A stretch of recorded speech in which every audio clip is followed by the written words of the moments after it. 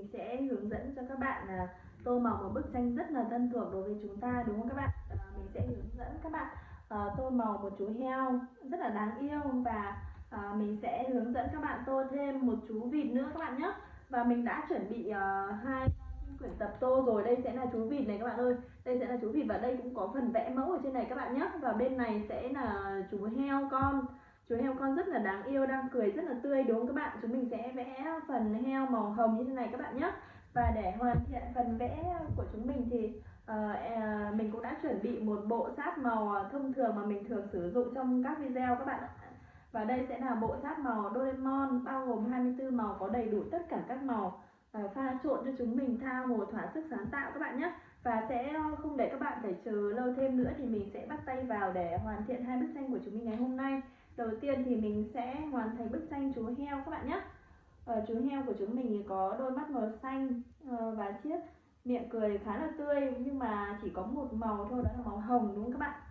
Thì mình sẽ lựa chọn màu này các bạn nhé, màu hồng này để tô màu chú heo của chúng mình. Chúng mình sẽ trừ lại cái phần móng màu lâu, thì chúng mình để lại để tô các bạn nhé. Và trước tiên thì mình sẽ tô phần đầu chú heo trước.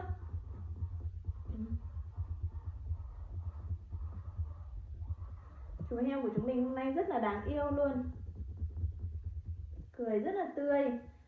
Bình thường thì nhà bạn nào mà ở miền núi hoặc là ở nông thôn thì có lẽ cũng không còn xa lạ gì với chú heo của chúng mình nữa rồi. Chỉ có bạn nào ở thành phố thì chắc có lẽ là cũng chưa được nhìn thấy.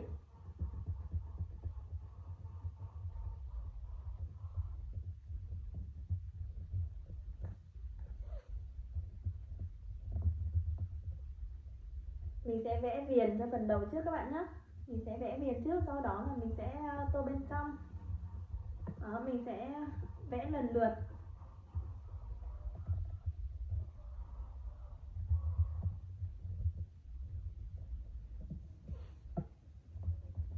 Hầu như là nhà bác nào ở nông thôn thì mình tin rằng là chắc là cũng đều nuôi heo, một vài chú heo, cho đến là nhà nào mà nuôi nhiều thì cũng sẽ nuôi vài đàn. Và mỗi đàn heo nó sinh ra thì tùy số lượng đẻ con đấy các bạn. Thì có con thì sẽ đẻ tầm hơn chục con, có con thì sẽ đẻ tầm chỉ vài con thôi. Thì nếu mà đàn nào mà ít quá thì các bác nông dân thường sẽ đi xin thêm hoặc mua thêm vào cho tầm 10 đến 20 hơn chục con thì các bác nông dân sẽ nuôi các bạn nhé. Và heo con thì sẽ được nuôi bằng cám, sẽ nuôi bằng cám đầu tiên, sau đó là sẽ có thể thì sẽ nấu cám ngô nhé các bạn nhé, sẽ nấu cám ngô, cám gạo, và sẽ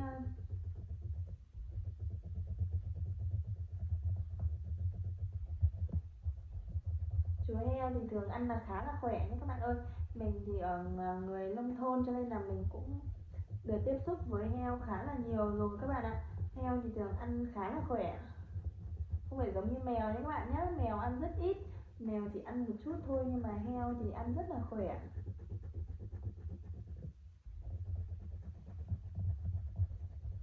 Hầu như là các bạn ở thành phố là chỉ được nhìn đàn heo qua điện thoại, truyền hình hoặc là sách vở, đúng không? Nhưng mà các bạn cũng thấy rằng heo rất là hiền, chỉ ăn xong, đa số là ăn xong là sẽ ngủ, đúng không các bạn? Ăn xong sẽ ngủ, cho nên là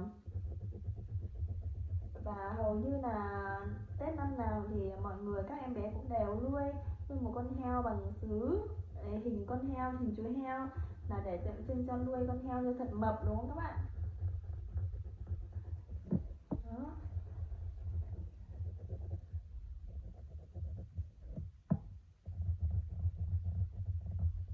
Phần mũi thì mình sẽ vẽ thêm màu cam pha vào nhé các bạn nhé.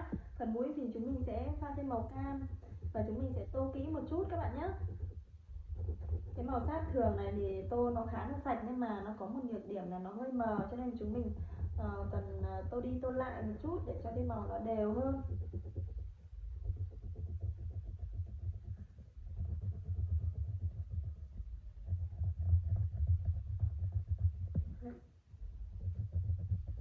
Các bạn tô thì đến phần mũi này thì các bạn nhớ là lấy màu cam, tô thêm vào các bạn nhé.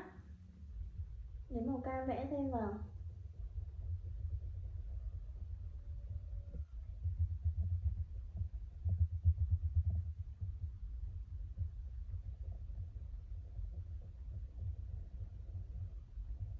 Hoặc là màu hồng đậm cũng được, hoặc chúng mình có thể pha thêm màu hồng đậm hoặc màu đỏ các bạn nhé. Chúng mình có thể pha thêm màu hồng đậm hoặc màu đỏ vào cái phần mũi, bởi vì mũi chú heo thì sẽ có màu đậm hơn. Đó. Sau khi mà chúng mình đã tô xong phần đầu rồi thì chúng mình sẽ tô đến phần thân và đuôi các bạn nhé. Chú heo nào cũng sẽ có một cái đuôi hơi ngắn và nhỏ, và với một thân hình rất là mập mạp đáng yêu, đúng không các bạn? Và bây giờ mình sẽ đi hoàn thiện phần thân các bạn nhé. Mình cũng sẽ vẽ thêm phần viền trước. Các bạn nhớ để lại phần móng nhé. Nhớ để lại phần móng để chúng mình sẽ tô màu lông.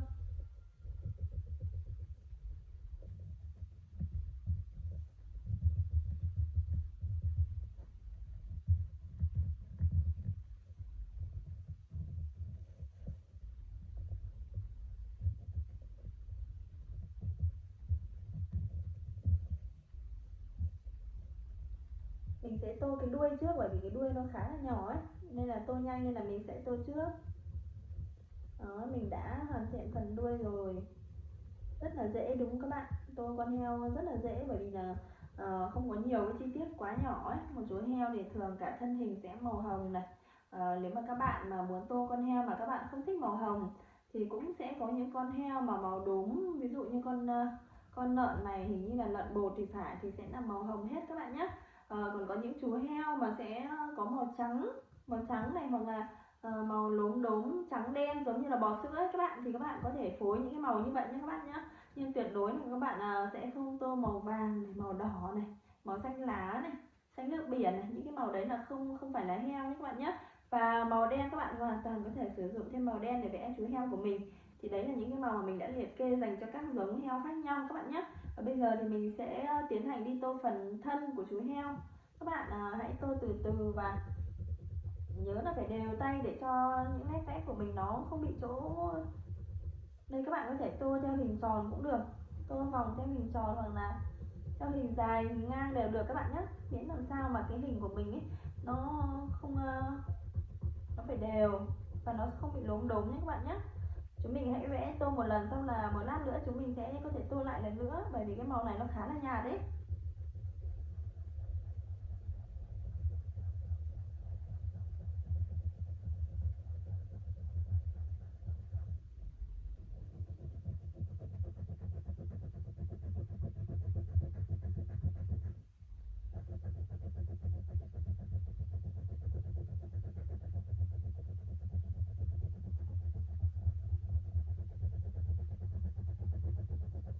Đó, mình đã tô xong rồi phần thân rồi, rất là nhanh đúng các bạn. Nhưng mà cái màu nó hơi nhạt nhé. Bây giờ mình đã tô một lượt rồi, bây giờ mình sẽ tiếp tục tô thêm một lượt nữa các bạn nhé.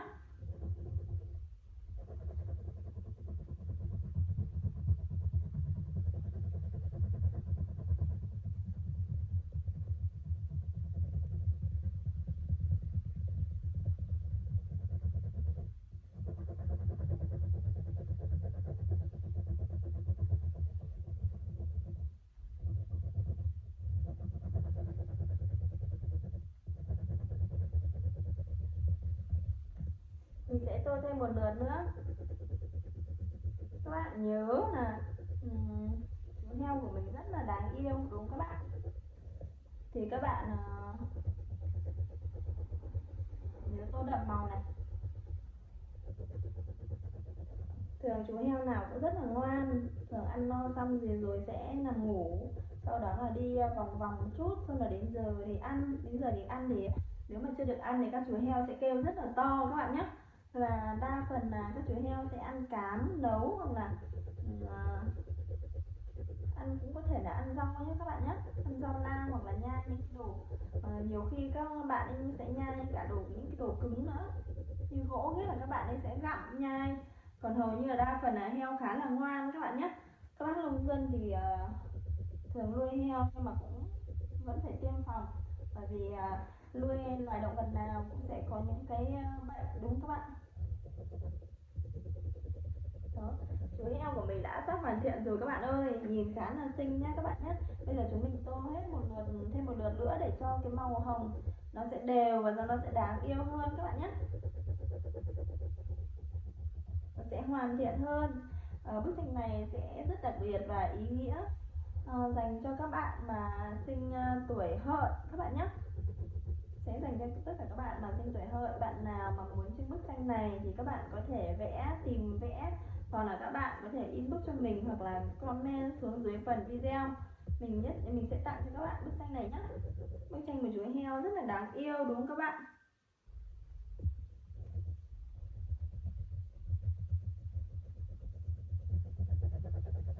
Mình đã vẽ xong phần người rồi, bây giờ mình sẽ dùng màu nâu các bạn nhé. Mình sẽ tiếp tục dùng màu nâu để vẽ phần móng cho chú heo của chúng ta. Đây mình sẽ dùng màu nâu như này. Mình sẽ tiếp tục vẽ phần móng các bạn nhé.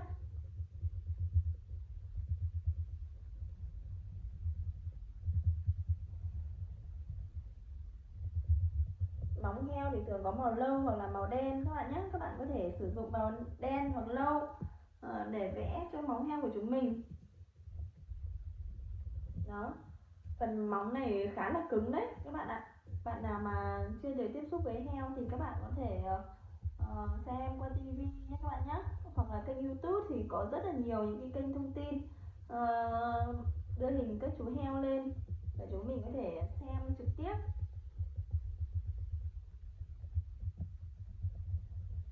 Đó. Vậy là mình đã xong bức vẽ chú heo con rồi các bạn ơi. Đây bức vẽ của mình đây. Một màu hồng rất là cute đáng yêu đúng không các bạn? Một màu hồng rất là cute đáng yêu với một chú heo đang cười khá là tươi.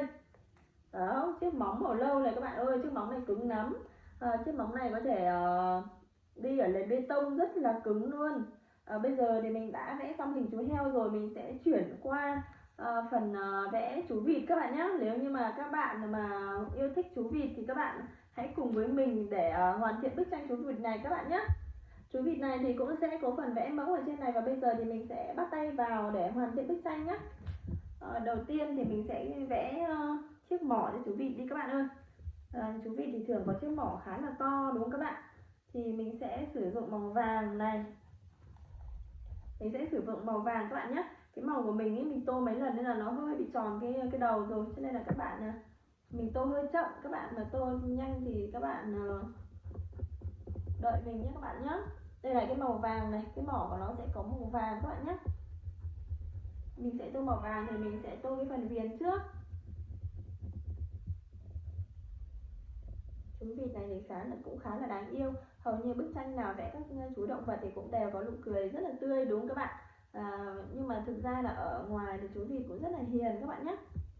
Ở ngoài chú vịt cũng khá là hiền thôi, bởi vì mình là người sống ở nông thôn ấy, cho nên là mình đã tiếp xúc khá là nhiều. Chú vịt thì chú heo thì sẽ có 4 chân đúng các bạn, còn chú vịt thì sẽ là có 2 chân, và 2 chân của chú vịt thì sẽ có màng giống như là một cái mái chèo ấy, giống như là một cái bơi ấy các bạn, cái chèo bơi ấy. Đấy, sẽ có một cái lớp màng như vậy các bạn nhé. Và cho nên là khi mà ở trên cạn thì chú vịt đi sẽ kiểu lạch bạch ấy, nhưng mà khi xuống nước thì các chú vịt cũng vẫn bơi được các bạn nhé, bởi vì nó có một cái hai cái màng ở cái đôi chân ấy, giống như một cái vây để bơi ấy các bạn. Cho nên là chú vịt có thể bơi ở trên mặt nước được, mà cũng có thể đi bộ được các bạn nhé. Bây giờ mình đang hoàn thiện, hiện tại thì mình đang hoàn thiện cái phần mỏ cho chú vịt rồi. Chú vịt bình thường của chúng mình thì sẽ thường cũng ăn cả cám nhé các bạn nhé, ăn cám, ăn ngô, ăn thóc và ăn cả rau nhé các bạn nhé, ăn cỏ nữa. Thì bình thường đến bữa thì các bác nông dân đến bữa thì sẽ một ngày 2 bữa thì sẽ, hoặc là 3 bữa đi, một ngày 3 bữa thì sẽ cho các chú vịt ăn thóc hoặc là ăn ngô. Sau đó ăn ngô khô, ngô sống như các bạn, ngô khô ngô sống như các bạn nhé. Thóc cũng vậy, thóc cũng thóc sống và nguyên hạt, nguyên vỏ thóc như các bạn nhé. Các chú này ăn rất là giỏi, ăn vào sẽ tiêu hóa được khá là nhanh và lớn rất nhanh. Và sau khi mà đã ăn no rồi thì các chú sẽ đi rong đi dạo trong vườn đúng không các bạn? và gặp bụi cây bụi cỏ nào thì các chú lại ăn cỏ hoặc là nhặt nhạnh những cái đồ ăn thức ăn thừa ở ngoài đường ấy các bạn. Bây giờ thì mình đã vẽ xong phần mỏ cho chú vịt của chúng mình rồi. Bây giờ thì mình sẽ tiếp tục dùng màu vàng này để vẽ phần thân dưới các bạn nhé. Một phần cổ và một phần thân dưới mình sẽ vẫn sử dụng màu vàng này. Các bạn có thể sử dụng màu khác cũng được. Theo như mình biết thì thường những chú vịt ở bên ngoài đời sẽ có màu đa số màu vàng thì ít các bạn nhé. Đa số là màu trắng và màu đen. Các bạn sử dụng thêm màu trắng hoặc màu đen các bạn nhé, chứ cũng không có nhiều. Trong hình minh họa thì chúng mình có thể sử dụng màu xanh này, màu đỏ, bất cứ màu gì mà chúng mình thích, nhưng mà thực ra ở ngoài đời thì các chú vịt chỉ có màu trắng, màu đen thôi các bạn nhé. Đây là chúng mình có thể vẽ theo thực tế, hoặc là các bạn có thể vẽ hình minh họa thì màu gì cũng được các bạn nhé, không quan trọng lắm, miễn là lột tả được hình dáng đáng yêu của chú vịt của chúng mình là được, đúng không các bạn?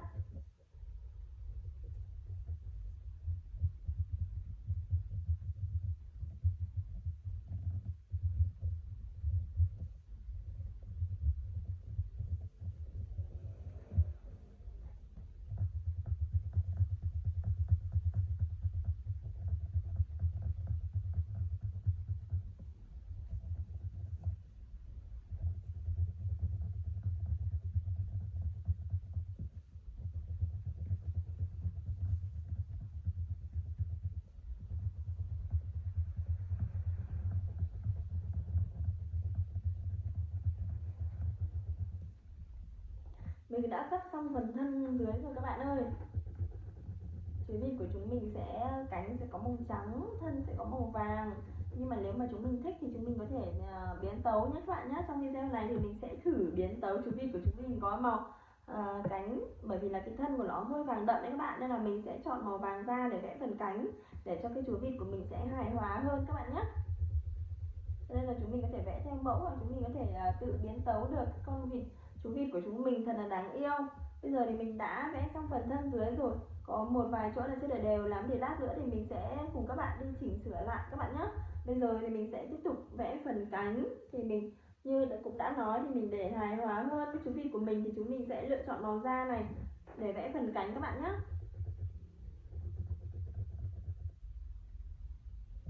Màu này là màu da mà mình thường hay vẽ da cho các con vật, hoặc là vẽ da cho cả người nữa các bạn nhé.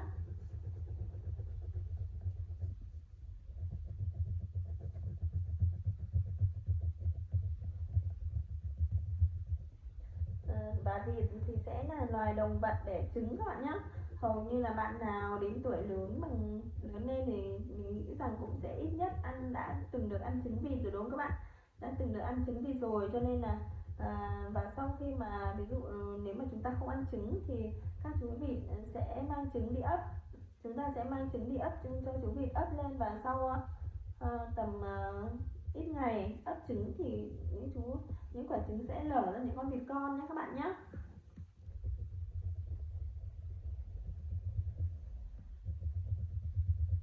Nuôi vịt thì rất là nhanh lớn, tầm 4-5 tháng này, 3-4 tháng vịt đã trưởng thành rồi các bạn ạ. Và tuổi thọ của vịt cũng sẽ không được cao lắm, chỉ tầm 1-2 năm thôi các bạn nhé, là đã có thể già rồi.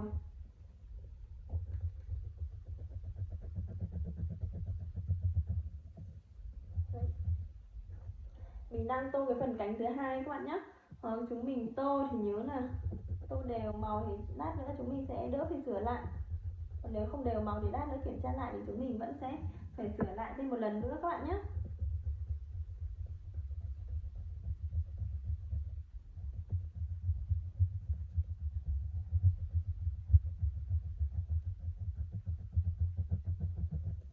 Vậy là mình đã vẽ xong phần cánh này rồi. Bây giờ mình sẽ tiếp tục đi vẽ phần nước các bạn nhé. Phần nước thì mình sẽ sử dụng màu xanh nước biển để vẽ cho phần cái nước mà chú vịt đang bơi nhé. Cái vòng ở gần chân thì mình sẽ sử dụng màu đậm hơn. Một vòng tròn ở chân thì mình sẽ sử dụng màu đậm hơn một chút.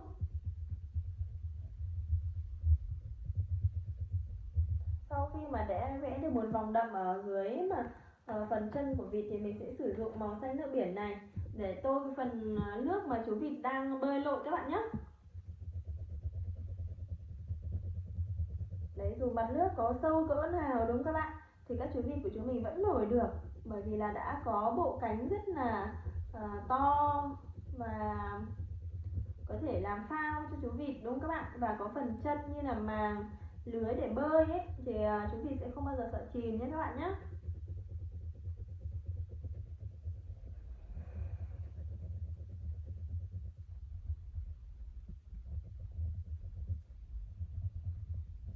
Mình cũng đang hoàn thiện phần nước này rồi.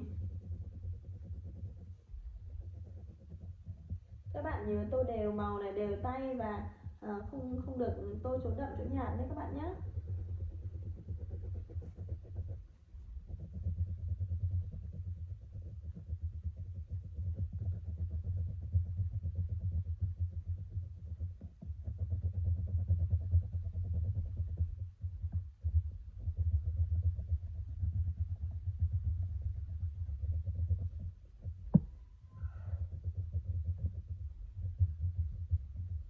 Chúng ta đã có một chú vịt rất rất là đáng yêu rồi đúng không các bạn. Vịt thì thường là loài động vật ăn cỏ là chủ yếu, và ăn thức ăn ngô và thực vật thôi, cho nên là cũng khá là hiền đấy các bạn ơi. Nuôi vịt khá là hiền, nhưng mà chỉ cái là mùi hơi hôi, và bạn ấy đi vệ sinh cũng khá là bẩn ấy, cho nên là có nhiều người cũng không thích nuôi vịt cho lắm. Bây giờ mình sẽ tiếp tục đi tô phần đầu, sau đó là mình sẽ chỉnh sửa và hoàn thiện bức tranh của chúng mình nhé. Phần đầu thì theo như mẫu thì mình sẽ lựa chọn màu xanh. Mình sẽ lựa chọn màu xanh các bạn nhé. Chúng mình sẽ tô tóc màu xanh này.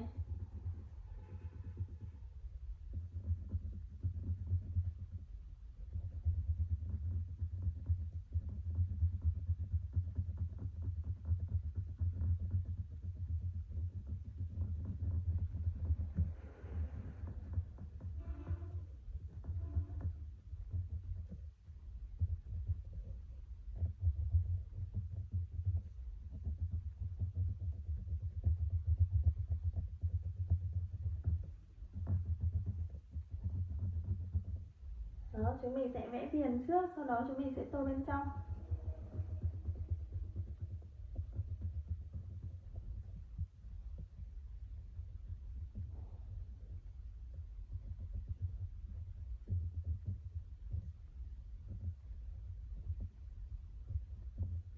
Bạn nào mà ở thành phố mà chưa biết được chú vịt và các chú vịt này và heo ở bên ngoài như thế nào thì các bạn có thể inbox và liên hệ cho mình các bạn nhé. Thì mình có thể các bạn sẽ về nhà mình thì mình sẽ dẫn các bạn đi xem tận mắt xem là chú vịt của chúng mình sẽ như thế nào, và chú heo trực tiếp sẽ như thế nào các bạn nhé. Mình tin chắc rằng thì cũng có một số bạn là ở thành phố là cũng chưa trực tiếp được nhìn thấy chú vịt cũng như là chú heo của chúng mình sẽ như thế nào đâu đúng không? Cho nên là mình lúc nào cũng sẵn sàng nếu như mà các bạn mà muốn được trực tiếp xem ấy.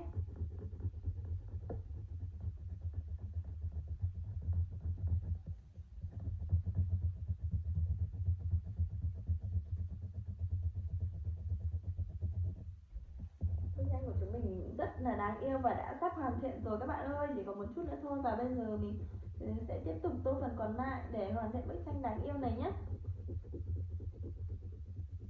Vậy là trong video clip này thì chúng mình đã hoàn thiện được hai bức tranh rất là đáng yêu rồi. Mình rất thích hai bức tranh này, tuy là tô màu khá là đơn giản nhưng mà bức tranh toát lên cái sự đáng yêu vô cùng các bạn ạ. Là những hai chú heo và chú vịt là hai con vật mà mình cảm thấy rất là thích, bởi vì là mình thích tính cách hiền hòa, thân thiện đúng không các bạn,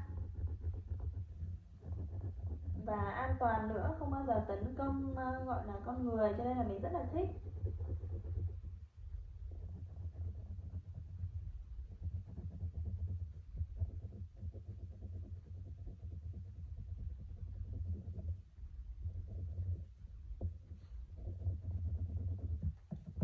Đó, mình đã tô gần xong rồi, bây giờ mình sẽ tô lại một chút ở phần nước nữa là xong các bạn nhé.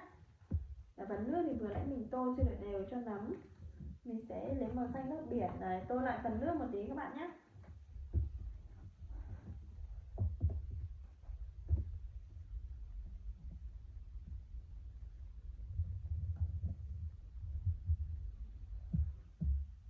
Đó các bạn,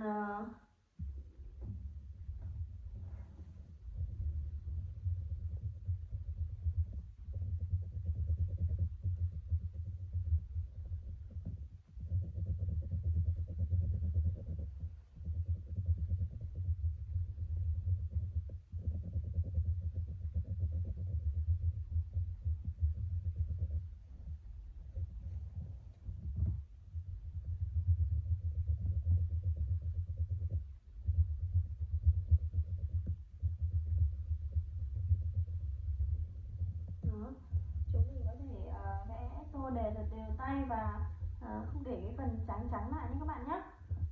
Đấy, chú heo của mình rất là đáng yêu đúng không các bạn. Bây giờ mình sẽ tiếp tục tô một chút, chỉnh sửa một chút ở cái phần màu vàng này, phần cổ và phần mình nhé các bạn nhé, cho đều để bức tranh của mình thật là xinh đẹp.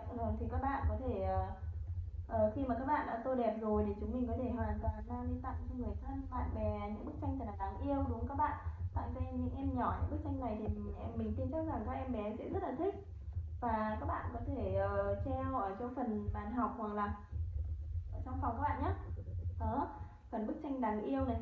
Và các em nhỏ nào muốn tô theo chị thì các em có thể đi ra hiệu sách tìm mua những quyển tập tô như thế này và tìm mua một bộ sáp màu các em nhé. Thì chúng mình sẽ hàng ngày chúng mình sẽ hẹn nhau lên video clip và chúng mình sẽ cùng nhau tô với nhau nhé, để hoàn thiện các bức tranh mà mình yêu thích. Các bức tranh ở hiệu sách thì sẽ có rất là nhiều những chủ đề tranh khác nhau, thì các em có thể lựa chọn chủ đề động vật này, chủ đề con người, chủ đề Tết này, chủ đề cây cối này, có rất là nhiều chủ đề rất là đẹp các em nhé. Thì với cái giá mà người ta hoàn thiện một bức tranh như thế này đóng khung thì giá dao động trong khoảng từ vài chục cho đến vài trăm, thì các em chỉ cần tô màu thật đẹp thôi đúng không. Mình tô màu đẹp một chút này để cho màu sắc nó đều màu, màu sắc nó đều màu một chút nhé các em nhé. Thì khi mà mình chỉ cần cắt ra, sau đó mình đi in và mình đóng khung thì cũng không kém những cái bức tranh đẹp mà ở quán người ta bán đâu nhé các em nhé. Đấy, đây này mọi người này, thì mình cũng đã xem rồi, mình cũng đã tô xong rồi cái phần màu vàng rồi. Bây giờ chỉ có một chút cái phần cánh này nữa là chúng mình đã hoàn thiện. Đây mình sẽ sử dụng màu này đậm đậm một chút nhé.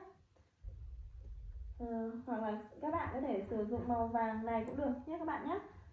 Đậm một chút thì chúng mình sẽ hoàn thiện được cái phần cánh này. Và bức tranh con vịt yêu quý của chúng ta đã hoàn thành rồi. Một lát nữa thì mình sẽ cho các bạn xem thành quả của mình nhé các bạn nhé.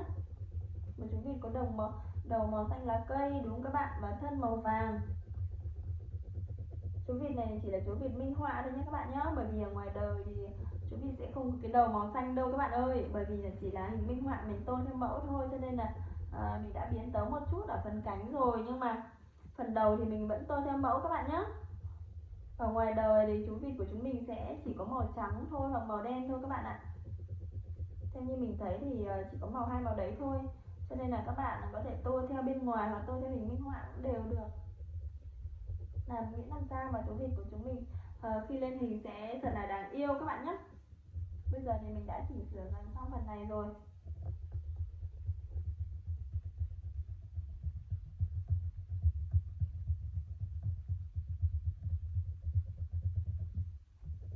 Bây giờ thì mình đã chỉnh sửa gần xong phần này rồi nhé các bạn nhé.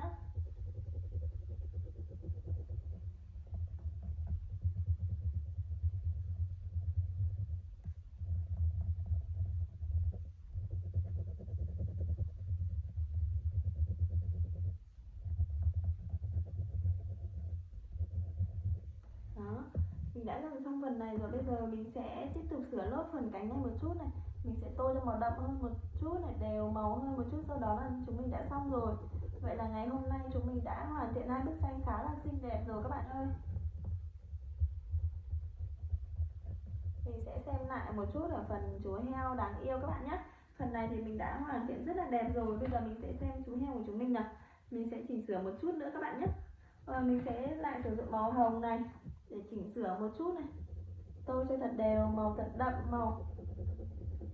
Đó, thì chú heo các bạn có thể vẽ lên hình tròn như thế này các bạn nhé. Vẽ lên hình tròn như này đều được, miễn làm sao mà bức tranh của chúng mình đẹp là được đúng không các bạn. Thì các bạn chú heo ở bên ngoài thì cũng vẫn có màu hồng các bạn ạ, cũng có màu hồng nhưng mà thiên về màu hồng cam các bạn nhé. Còn trong tranh thì chúng mình đang vẽ màu hồng nhạt đúng không các bạn, màu hồng tươi. Thì các bạn có thể vẽ theo trong tranh của mình cũng được, hoặc các bạn có thể vẽ màu nào cũng được, tùy thích nhé các bạn nhé. Hoặc các bạn có thể vẽ màu trắng đen, có chú lợn đen và có chú lợn trắng nữa nhé các bạn nhé. Các bạn hoàn toàn có thể vẽ theo màu được, đều được các bạn ạ, yên tâm nhé các bạn nhé. Và video của mình đến đây thì cũng đã là hoàn thành rồi. Bây giờ mình sẽ rơi cho các bạn xem bức tranh chú heo đáng yêu của mình. Đây sẽ là bức tranh đáng yêu chú heo đầu tiên mà mình hoàn thành, một màu hồng rất là đáng yêu. Và bức tranh thứ hai sẽ là bức tranh một chú vịt đúng không các bạn, một chú vịt có đầu màu xanh, thân màu vàng và đang lô nghịch ở chỗ vũng nước đúng không các bạn. Và bây giờ thì mình đã hoàn thiện thành công được hai bức tranh đáng yêu này rồi, và bây giờ video clip của mình đến đây cũng đã kết thúc rồi. Mình hy vọng lần sau các bạn sẽ ủng hộ và đồng hành cùng mình để hoàn thiện nhiều bức tranh đẹp hơn, để chúng mình có nhiều những kỷ niệm đáng yêu và sắc màu hơn các bạn nhé. Hẹn gặp lại các bạn ở những video lần sau. Xin chào và hẹn gặp lại các bạn. Tạm biệt.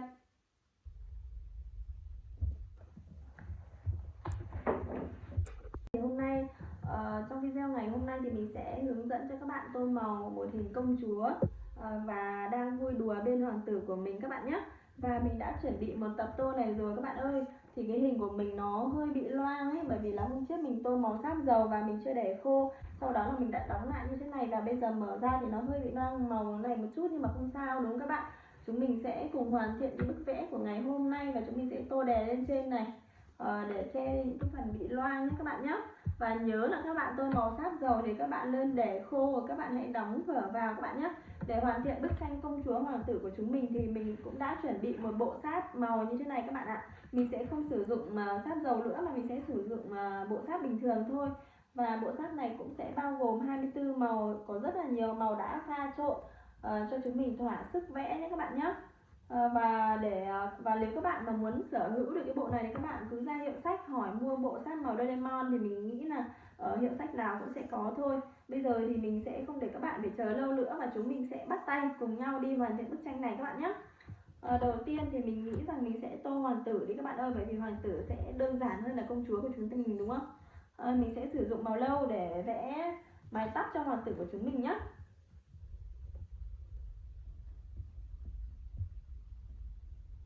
Mình sẽ vẽ viền trước. Bức tranh này nó hơi phức tạp một chút nên là các bạn tô phải để ý, vẽ cẩn thận các bạn nhé.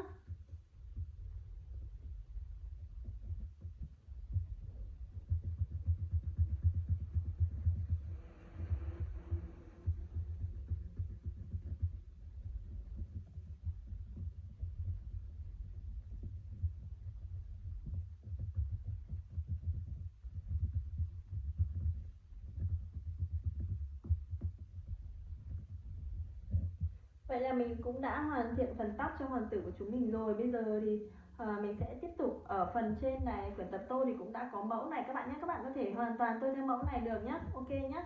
Còn nếu không thì cho mình có thể hoàn toàn sáng tạo riêng cũng được. Bây giờ thì mình đã xong phần tóc rồi đúng không các bạn? Thì mình vẫn sẽ sử dụng màu nâu này để vẽ phần áo bên trong nhé các bạn nhé. Hoàng tử của chúng mình sẽ mặc áo di lê, nhưng mà mình sẽ vẽ phần áo lâu bên trong áo di lê các bạn nhé. Các bạn nhớ là tô màu là phải cẩn thận, bởi vì màu này rất là dễ bị lem ra ngoài các bạn nhé. Màu sắc rất dễ bị lem. Đó. Và cái màu của mình thì nếu mà nó nhọn thì tô sẽ dễ hơn đúng các bạn, nhưng mà mình cũng đã sử dụng được một thời gian rồi, cho nên là cái màu của mình ý, nó đã bị tròn cái đầu này rồi, cho nên là nó rất dễ bị lem ra ngoài, nên chúng mình tô phải cẩn thận. Đây mình sẽ vẽ phần viền ống tay trước này để cho nó không bị ra ngoài các bạn nhé. Sau khi mà vẽ phần viền này rồi thì mình sẽ vẽ phần bên trong. Mình sẽ vẽ bên trong tay áo các bạn nhé. Đó, mình đã xong phần viền rồi, bây giờ mình sẽ tiến hành tô vào bên trong.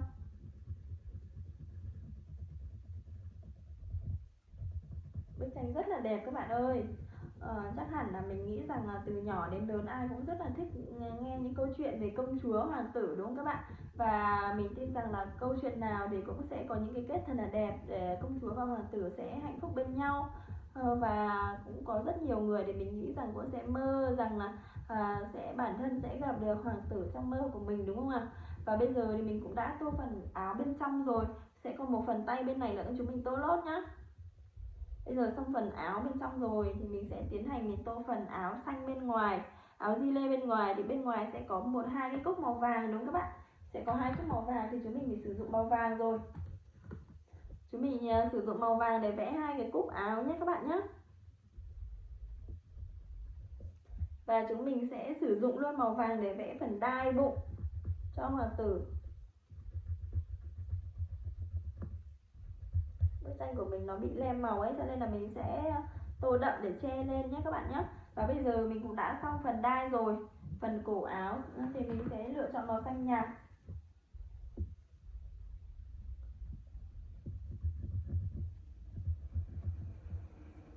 Bức tranh này thì tôi hơi mất thời gian một chút nhưng mình tin rằng thành quả sẽ rất là ưng ý đúng không các bạn? Bây giờ mình cũng đã tô xong phần cổ áo rồi, bây giờ tiếp đến thì mình sẽ tô phần áo gi lê bên ngoài, thì mình sẽ lựa chọn màu xanh này các bạn nhé. Chúng mình có thể sử dụng màu xanh lá cây.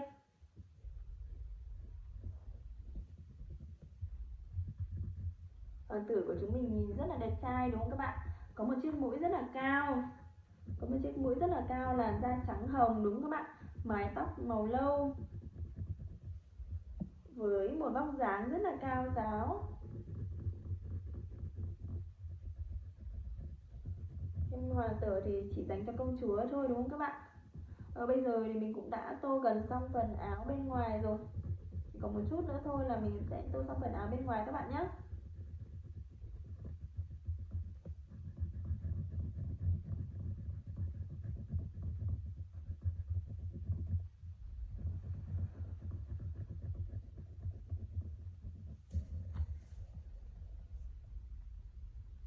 Mình sẽ tiến hành tô thật đẹp cho hoàng tử của chúng mình. Một màu áo rất là xanh. Nếu như mà các bạn từ nhỏ các bạn đã nghe qua câu chuyện hoàng tử công chúa nào mà các bạn cảm thấy ấn tượng nhất thì các bạn có thể để lại comment hoặc bình luận cho mình để mình tìm đọc nhé các bạn nhé. Và mình cũng đã sắp hoàn thành xong phần áo cho hoàng tử của chúng mình rồi. Bây giờ mình sẽ tiếp tục đi tô phần quần nhé. Phần quần hoàng tử thì sẽ có màu gì các bạn nhỉ? Mình nghĩ rằng là sẽ có màu đen đi. Hôm nay chúng mình sẽ lựa chọn màu đen đi. Mọi hôm mình đã sử dụng màu sặc sỡ lắm rồi, thì hôm nay chúng mình sẽ sử dụng màu đen này để tô phần quần cho hoàng tử của chúng mình nhé. Hoàng tử của chúng mình sẽ mặc quần hơi bó, bởi vì mình nghĩ rằng cái trang phục ngày xưa ấy thì nó sẽ hơi đặc biệt một chút đúng không các bạn? Mình sẽ sử dụng màu đen.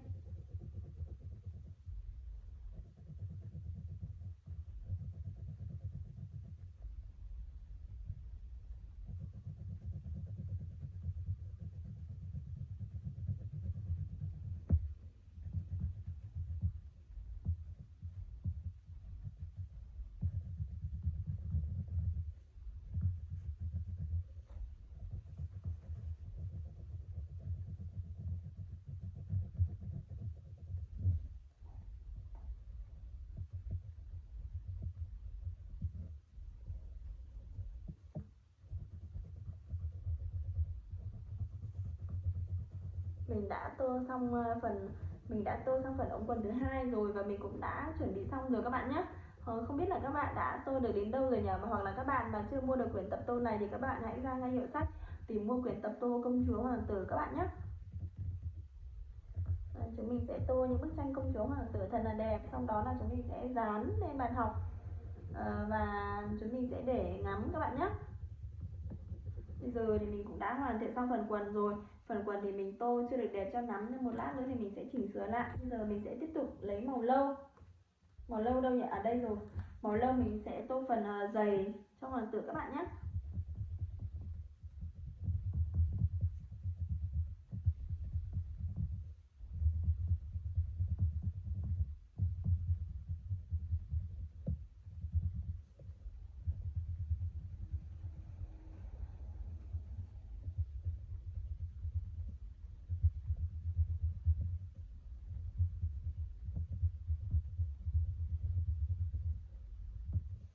Đã xong phần giày rồi các bạn ơi.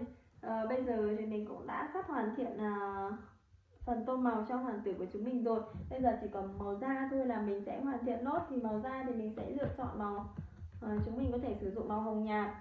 Chúng mình có thể sử dụng màu hồng nhạt này các bạn nhé, hoặc chúng mình có thể sử dụng màu vàng này, màu vàng chanh các bạn nhé. Chúng mình có thể sử dụng hai màu này, nhưng ngày hôm nay thì mình sẽ sử dụng màu vàng chanh này, bởi vì màu hồng thì mình nghĩ rằng cũng không phù hợp lắm đúng không các bạn? Bởi vì màu da con người thì thường sẽ hơi thiên về ánh vàng một chút, nên là mình sử dụng màu vàng này nhé các bạn nhé.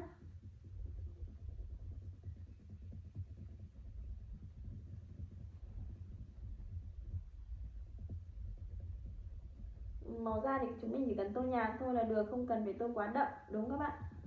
Và mình đã tô gần xong phần cổ và phần mặt cho hoàng tử của chúng mình rồi. Hoàng tử của chúng mình đang nhìn công chúa khá là đắm đuối với cái chiếc mũi cao thẳng và một cái khuôn miệng đang cười, đúng không các bạn? Thì nếu mà các bạn lát nữa xem thì các bạn sẽ nhìn thấy rằng hoàng tử của chúng mình nhìn rất là điển trai, đúng không?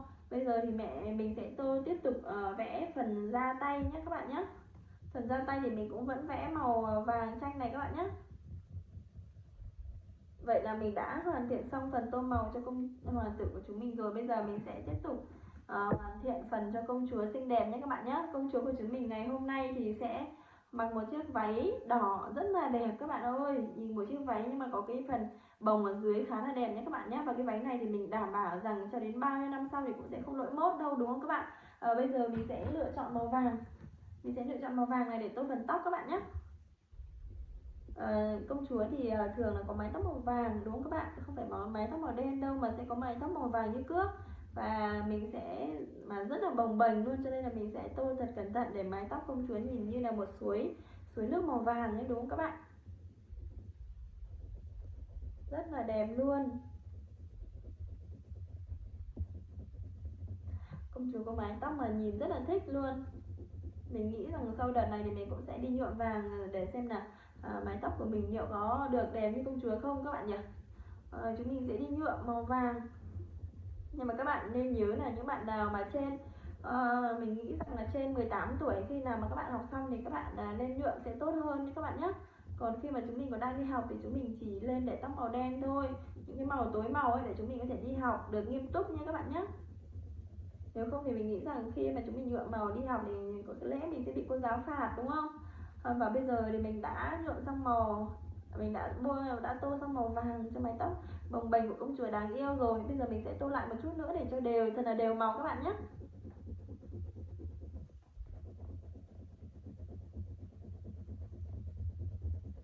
Đẹp quá các bạn ơi, rất là đẹp luôn, rất là xinh luôn.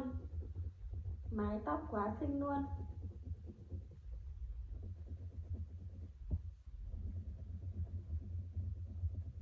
Nhưng mình nghĩ rằng là mái tóc của công chúa thì chắc là tóc tự nhiên thôi, đúng không các bạn?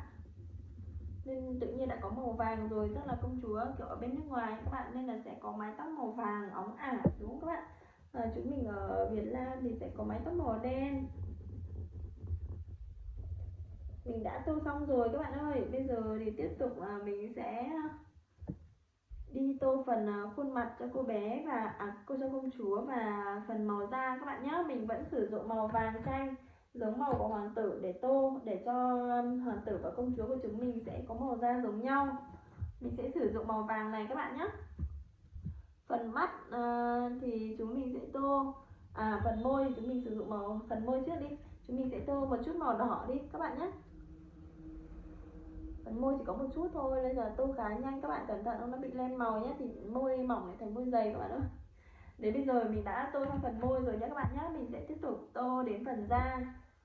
Thì chúng mình cứ tô cẩn thận, tô bình thường các bạn nhé.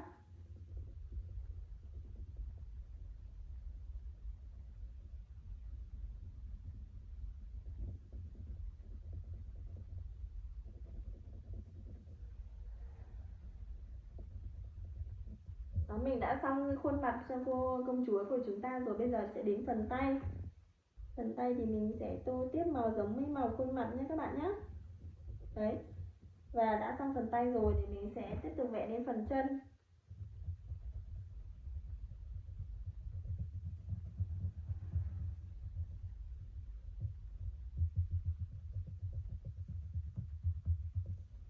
Công chúa của chúng mình ngày hôm nay sẽ đi chân đất các bạn ạ. Công chúa hôm nay không đi giày các bạn nhé. Có đôi chân rất là đẹp, đúng không các bạn? Rất là thon thả và dài, đúng không? Và không hề đi giày ngày hôm nay nhưng mà vẫn rất là đẹp, đúng không các bạn? Và bây giờ mình đang tô lốt phần chân. Mình đã tô xong phần chân rồi các bạn ơi. Bây giờ mình sẽ tiếp tục đi tô phần váy các bạn nhé. Phần váy thì công chúa sẽ mặc chiếc váy đỏ, nhưng mà sẽ có cái phần tay này màu vàng cam, cho nên là mình sẽ sử dụng màu vàng cam. Mình sẽ sử dụng màu vàng cam này các bạn nhé, để tô phần tay áo nhé các bạn nhé. Các bạn tô thì các bạn nhớ để ý đừng để lên màu sang phần khác các bạn nhé. Và đều tay, thật là đều tay, để cho cái phần màu của mình nó thật là đẹp mắt.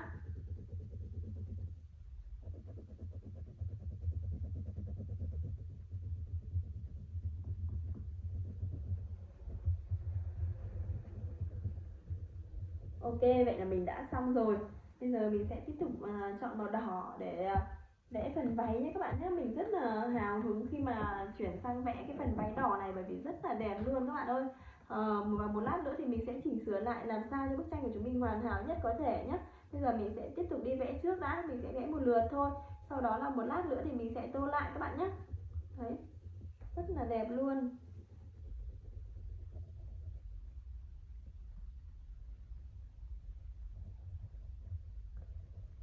Các bạn tô nhớ là phải đều tay và nếu là màu sắc thông thường thì chúng mình nhớ vẽ lại 2-3 lượt nhé để cho cái màu của chúng mình nó sẽ đều hơn các bạn nhé.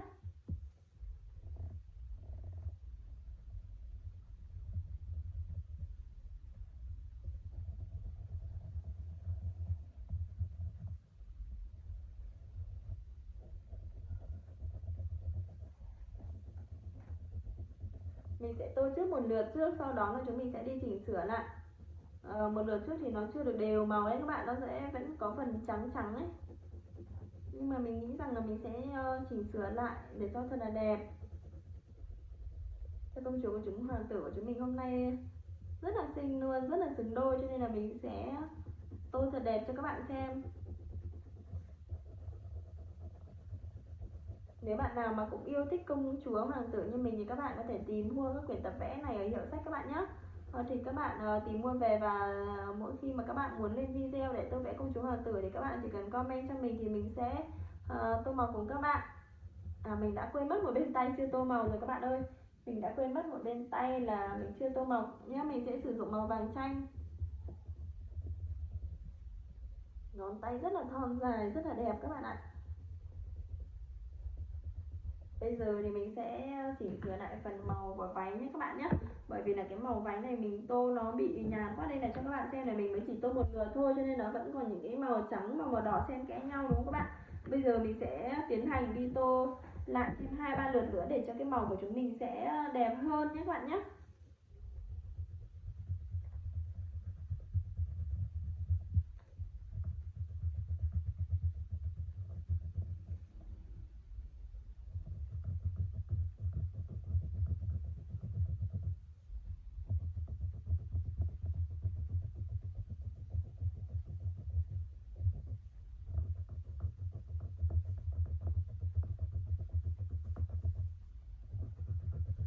Đó, mình đã tô được một phần rồi các bạn ơi, các bạn thấy không? Đây là lớp màu thứ hai, lớp màu thứ hai thì sẽ đậm hơn ở cái lớp màu ban đầu, cho nên là chúng mình tô phần này mà nhạt thì chúng mình nhớ tô vẽ lại cái phần 2, phần 3 để cho cái màu nó đậm như này các bạn nhé. Và bây giờ mình sẽ tiến hành đi lốt hết tô lốt hết từ cái váy này. Các bạn hãy cùng chờ đón thành quả của mình nhé. Một chiếc váy đỏ rất là đẹp đúng không các bạn? Màu đỏ là tượng trưng cho sự may mắn và thành công, cho nên công chúa của chúng mình ngày hôm nay đã sử dụng màu đỏ để đi gặp hoàng tử ở trong mơ đúng không các bạn. Đó, mình đã tô màu thật là đều màu. Đấy, khi chúng mình tô đều tay và tô 2-3 lượt thì cái màu của nó sẽ rất là đẹp các bạn nhé. Các bạn đừng tô một lượt xong là các bạn để đấy nhé. Hãy tô đi tô lại thêm 2-3 lượt nữa thì màu nó sẽ rất là đều và đẹp, đậm màu nữa. Chúng mình không cần phải sử dụng màu sơn dầu là chúng mình cũng có thể có những bức tranh rất là đẹp rồi đúng không các bạn.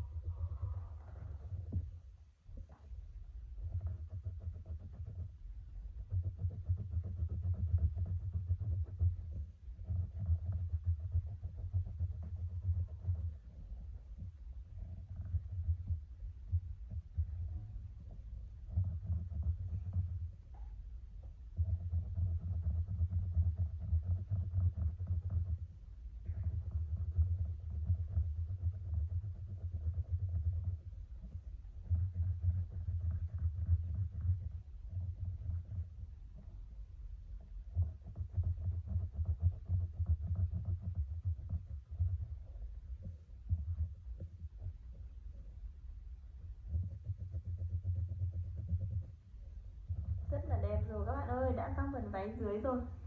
Đã chỉ còn một chút nữa thôi là xong rồi. Bây giờ chúng mình sẽ vẽ tiến hành tô phần bên trên các bạn nhé, tô phần áo trên. thì mình sẽ tiến hành tô luôn cho các bạn xem. Đó, mình sẽ tiến hành tô phần áo trên các bạn nhé. Ở phần áo trên này thì chúng mình cũng đã làm được rồi.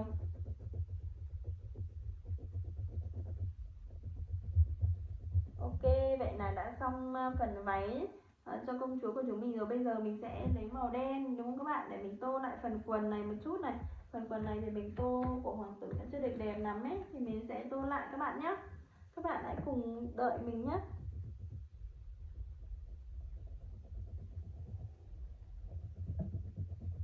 Sau khi mà chúng ta đã tô màu xong thì mình nghĩ rằng là chúng mình nên kiểm tra một lần nữa và sẽ chỉnh sửa lại làm sao để cho bức tranh của chúng mình thật là chỉn chu nhất có thể, đúng không các bạn, và đẹp nhất có thể. Bởi vì bức tranh này chúng mình có thể mang đi dán, mà chúng mình có thể mang đi treo trang trí, hoặc là chúng mình có thể tặng cho bạn bè cũng được, đúng không các bạn. Thì bây giờ chúng mình hãy tô cho thật đẹp, đúng không nhé các bạn nhé. Và bây giờ thì mình đã chỉnh sửa gần xong một bên quần rồi. Khi chúng ta tô qua loa thì bức tranh của chúng mình sẽ không được đẹp đâu các bạn ơi. Chúng mình phải tô thật cẩn thận và đều tay nhé. Và bây giờ đây mình sẽ cho các bạn xem tại sao mà chúng mình cần phải tô thật cẩn thận và thật là chậm. Đây sẽ là hai bên quần đúng không các bạn. Bên này mình đã tô lại lần 2 cẩn thận hơn, và bên này thì mình chưa nhé. Bức tranh của mình và bây giờ thì mình sẽ tô tiếp phần chỉnh sửa lại một chút là phần quần bên này nữa.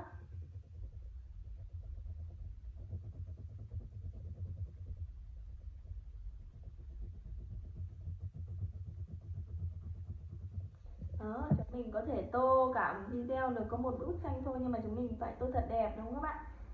Thì khi mọi người xem bức tranh của mình thì mọi người sẽ cảm thấy rất là vui, bởi vì mình đã rất là tỉ mẩn và đã hoàn thành rất là xuất sắc bức tranh của mình, đúng không các bạn.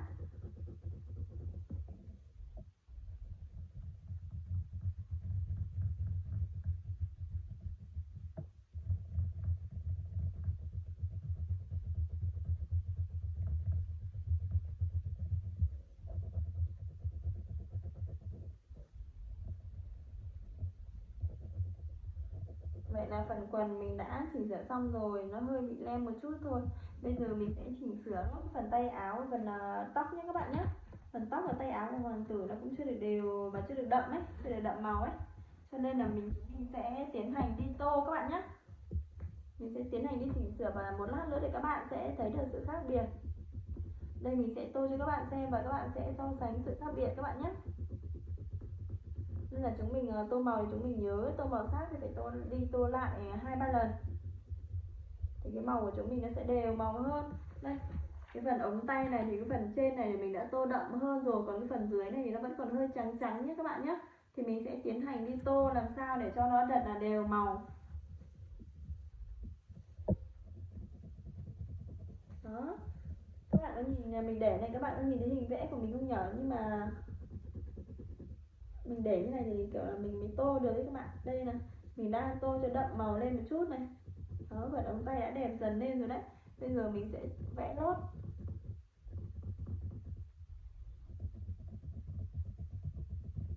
Chúng mình sẽ cùng nhau hoàn thiện nốt bức tranh này các bạn nhé.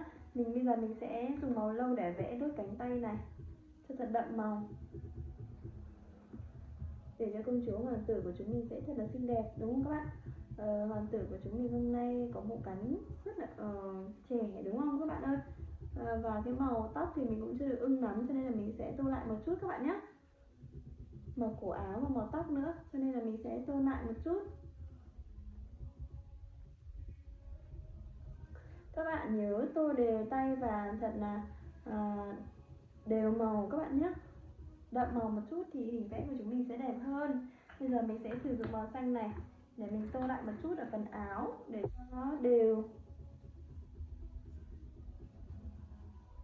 Đa số cái bộ 24 màu này thì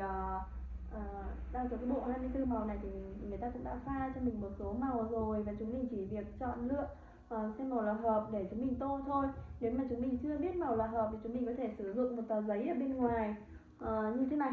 Chúng mình có thể sử dụng một tờ giấy trắng trắng như này, và chúng mình sẽ thử tô xem nếu màu nào phù hợp thì chúng mình sẽ vẽ các bạn nhé.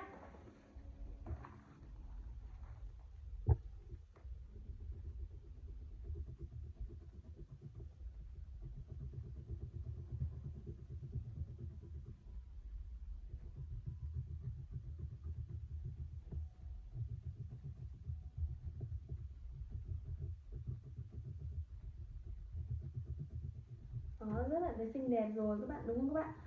Và chúng mình sẽ cùng nhìn lại bức tranh mà chúng mình đã vẽ một lần nữa, được không các bạn? Bức tranh của chúng mình sẽ có hoàng tử cao hơn công chúa một chút. Công chúa thì đang ngước nhìn lên hoàng tử của mình, đúng không các bạn? Thường thì đàn ông sẽ cao hơn phụ nữ một chút thì mới đẹp các bạn nhé.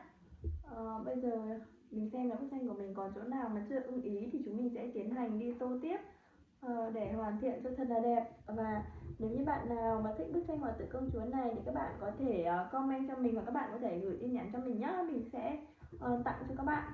Bởi vì mình có rất là nhiều những cái bức tranh đẹp mà mình đã hoàn thiện rồi, đúng không mọi người? Ở những video clip trước thì mình cũng đã cùng với mọi người hoàn thiện rất là nhiều bức tranh công chúa hoàng tử và các con vật rồi, cho nên là các bạn mà nếu yêu thích bức tranh nào thì các bạn có thể comment cho mình, thì mình sẽ hứa là mình sẽ tặng cho các bạn những cái bức tranh này để các bạn về các bạn có thể treo để trang trí thêm nhé các bạn nhé.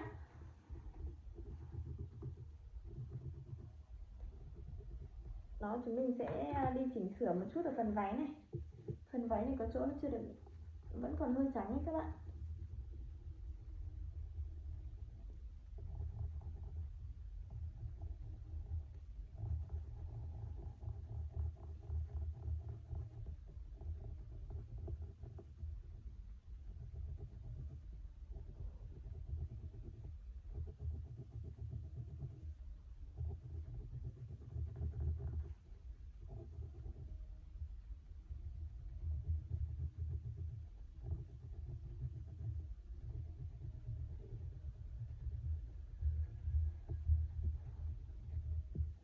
Đó, còn một chút chỗ này mình sẽ chỉnh sửa lốt thì là đã xong rồi, và mình sẽ cho các bạn xem thành quả mà mình đã hoàn thành ngày hôm nay nhé các bạn nhé.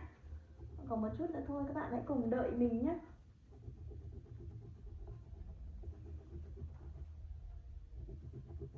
Mình khá là thích chiếc váy đơn giản như thế này, đúng không các bạn? Một chiếc váy màu đỏ khá là đơn giản, nhưng mà thực sự là cái gì càng đơn giản thì càng thu hút, đúng không các bạn?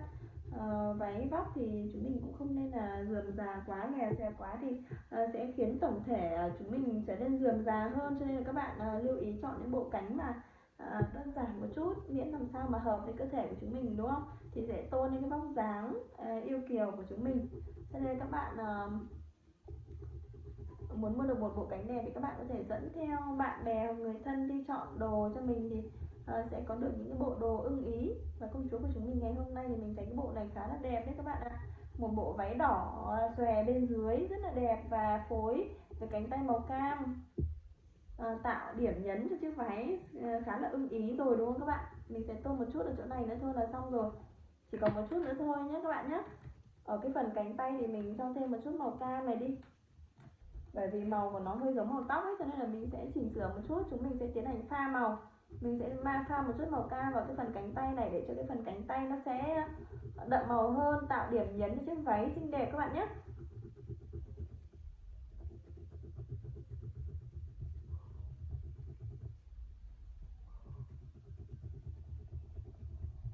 Đẹp quá các bạn ơi, như váy rất là đẹp luôn. Một lát nữa thì mình sẽ rơi cho các bạn xem. Mình sẽ chỉnh sửa thật là đẹp, sau đó là mình sẽ cho các bạn xem nhé.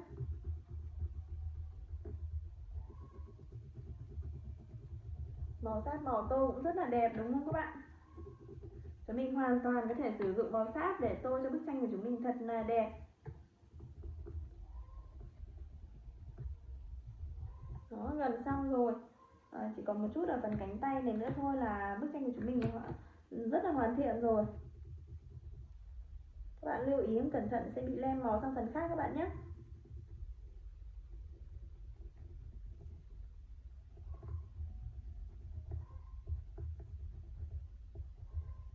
Khi chúng mình làm bất kỳ một việc gì đấy thì sau khi mà công việc hoàn thành thì chúng mình cũng nên là kiểm tra lại một lần nữa, để mà những cái chỗ nào mà mình vẫn còn sai sót ấy, thì chúng mình sẽ cố gắng hoàn thiện để cho bức tranh của chúng mình sẽ không còn điểm gì có thể chê được, đúng không các bạn?